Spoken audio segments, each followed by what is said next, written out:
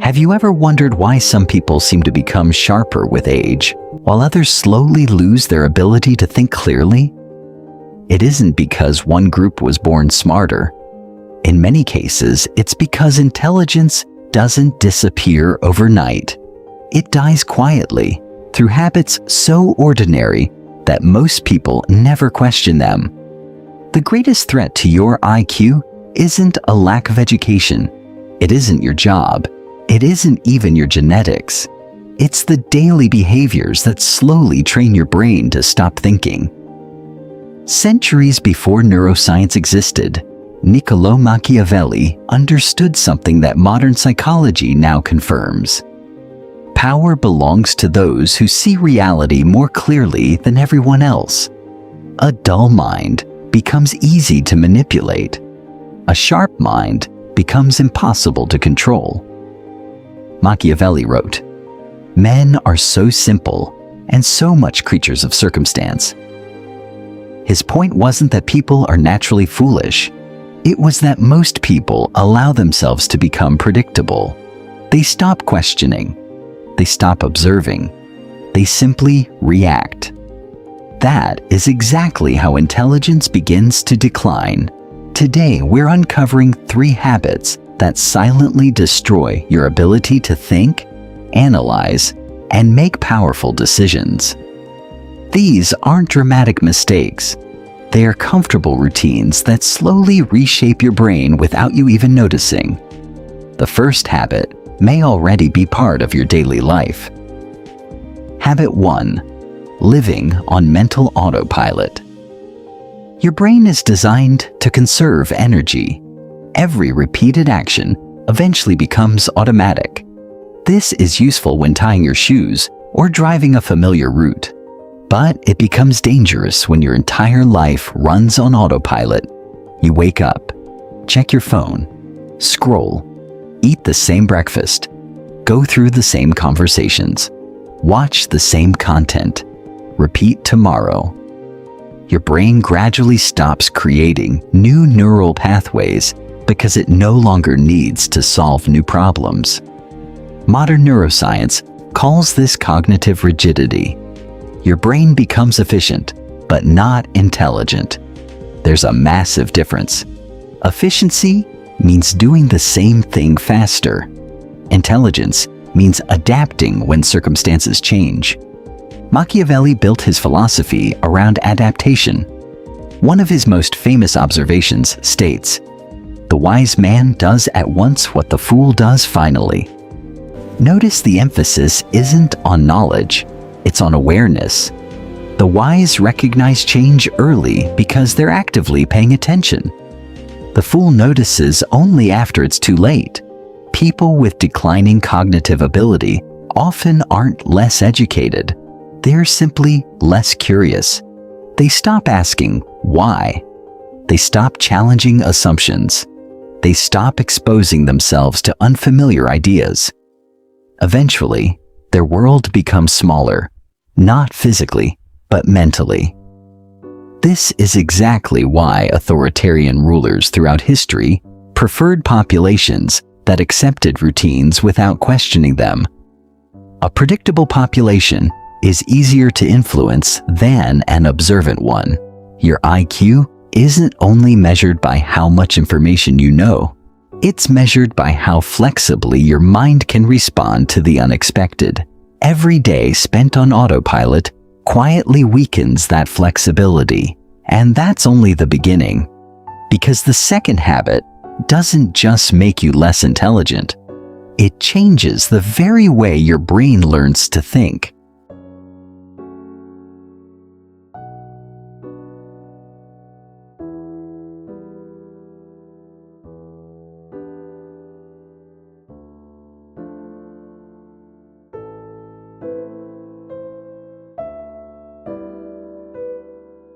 Never before in human history has knowledge been so easy to access. Within seconds, you can learn about psychology, philosophy, business, science, or history. Yet despite having access to more information than any previous generation, Studies continue to show that attention spans are shrinking, critical thinking is declining, and people are becoming increasingly dependent on others to tell them what to believe. The problem isn't information. The problem is passive consumption. Every day, millions of people spend hours scrolling through videos, headlines, podcasts, and social media posts. They absorb hundreds of opinions, but almost never stop to ask one simple question. Is this actually true? Your brain isn't strengthened by collecting facts. It's strengthened by wrestling with ideas. Think of your mind like a muscle. Watching someone else lift weights doesn't make you stronger. In the same way, watching endless educational content doesn't automatically make you smarter. Unless you analyze, question, compare, and apply what you've learned, your brain remains largely passive. This is why many people can quote famous thinkers, but struggle to solve simple real-world problems. They've memorized conclusions without understanding the reasoning behind them. Machiavelli understood this distinction better than most. He wrote, "Everyone sees what you appear to be. Few experience what you really are." Most people interpret this as advice about appearances, but there's another lesson hidden beneath it. Most people only see the surface of things. Very few investigate what lies underneath. That habit of looking beneath appearances is one of the defining characteristics of a powerful mind. Throughout The Prince, Machiavelli repeatedly examined politics by asking not what rulers claimed, but what actually motivated them. He looked past speeches, promises, and public image to uncover incentives, fear, ambition, and self-interest. That habit of questioning appearances is exactly what modern critical thinking demands. Today, algorithms reward speed over reflection. The faster you consume, the more content you're shown. The less time you spend thinking, the longer you stay engaged. In other words, many digital platforms benefit when you become a consumer rather than an independent thinker. This creates a dangerous illusion. You feel informed because you've consumed hours of content, but information that isn't examined quickly fades from memory. Worse, it can leave you overconfident, believing you understand subjects you've never deeply explored. Psychologists sometimes refer to this as the illusion of explanatory depth. People often think they understand complex topics until they're asked to explain them in detail. Suddenly, the gaps become obvious. A high IQ isn't measured by how quickly you absorb information. It's measured by how well you evaluate it. The sharpest minds don't simply ask, "What should I think?" They ask, "How do I know this is true?" That single question has separated great strategists from ordinary followers throughout history. And the final habit may be the most destructive of all, because it slowly convinces your brain that thinking itself is no longer necessary.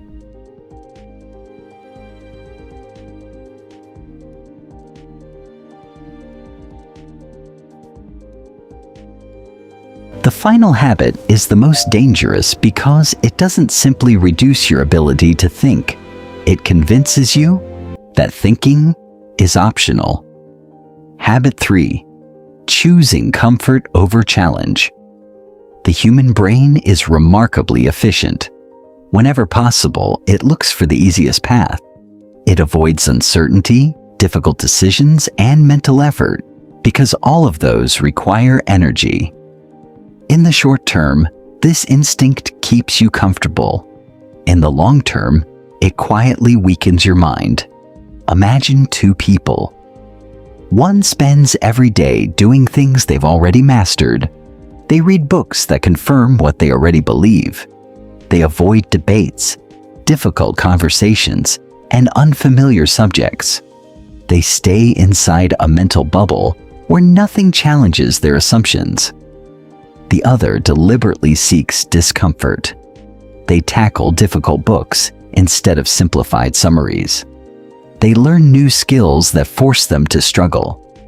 They welcome intelligent disagreement because every challenge exposes a weakness they can improve. After a year, the difference is enormous, not because one person was born smarter, but because one brain has been constantly adapting while the other has been slowly becoming stagnant. Neuroscientists call this neuroplasticity, your brain's ability to reorganize itself by creating and strengthening new neural connections. Every time you wrestle with a difficult idea, solve a challenging problem, or learn something completely unfamiliar, your brain is forced to build new pathways. Comfort doesn't stimulate that process. Challenge does. Machiavelli understood this principle long before science gave it a name. He wrote, "There is nothing more difficult to carry out, nor more doubtful of success, nor more dangerous to handle, than to initiate a new order of things." Most people read this as political advice, but it also describes the human mind. Every meaningful improvement begins with discomfort. Learning a language is uncomfortable. Starting a business is uncomfortable. Questioning beliefs you've held for years is uncomfortable. Accepting that you might be wrong is uncomfortable. Yet every one of those experiences forces your brain to become more flexible, more analytical, and more intelligent. The opposite is equally true. When you constantly choose convenience, your mind gradually loses its ability to tolerate complexity. Difficult books feel exhausting. Long conversations become boring. Problems seem overwhelming. Instead of thinking deeply, you begin looking for the quickest answer, the shortest video, or someone else to tell you what to believe. Machiavelli repeatedly observed that people naturally drift toward ease rather than discipline. That tendency makes them predictable, and predictability is a weakness.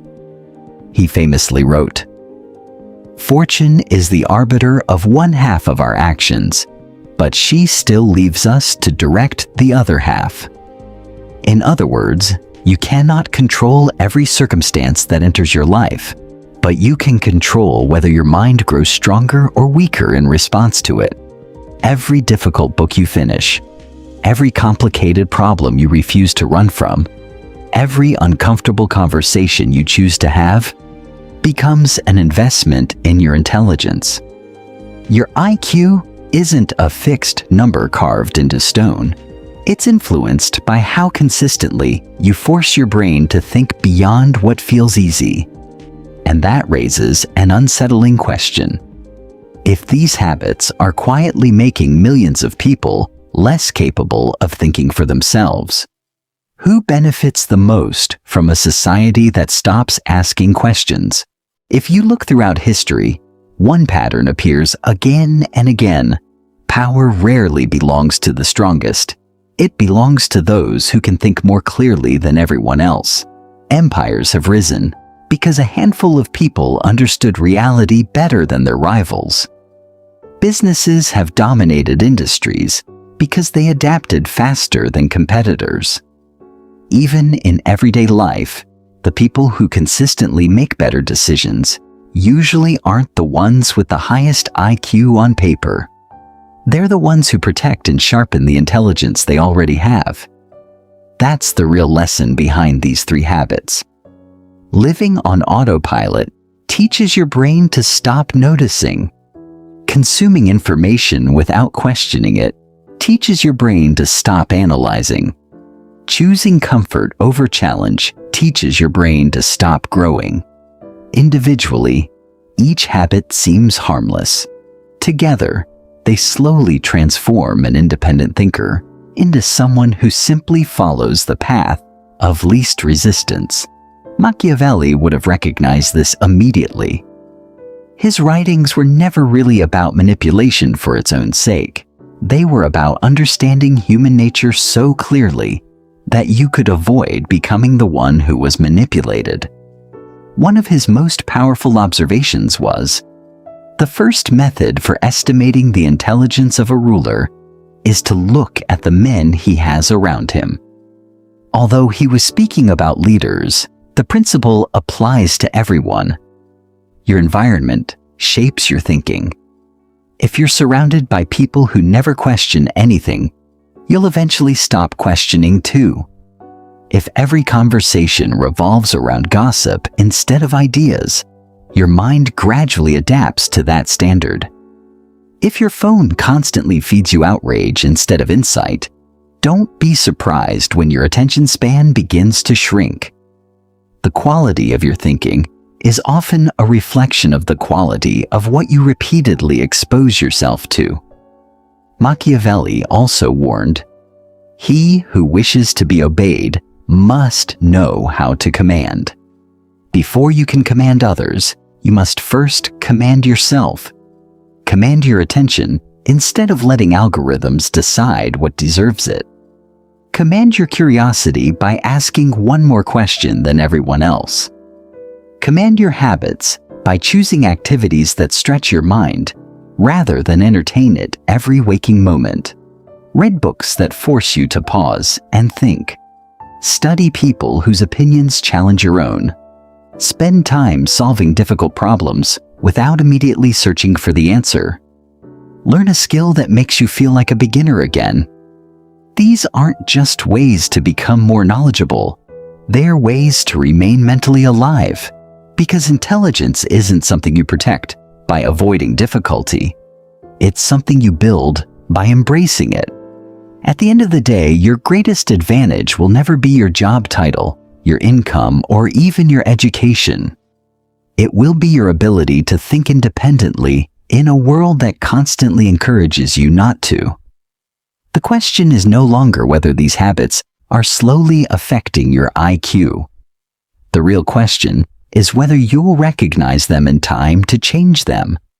Because the sharpest weapon you'll ever possess isn't your strength, it's your mind.